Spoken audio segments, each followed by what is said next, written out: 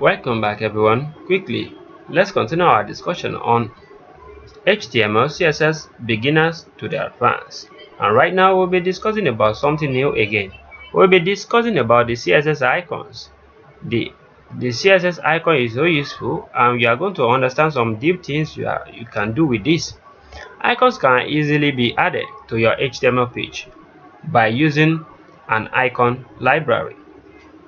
The icon libraries we'll be using Font Awesome icons library.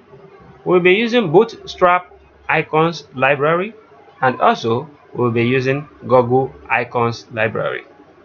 I want you guys to please be attentive with this because there is a lot of ways we can specify icons in our document. But using these Font Awesome icon libraries or Bootstrap icon libraries or Google icons library, it can make our work easier.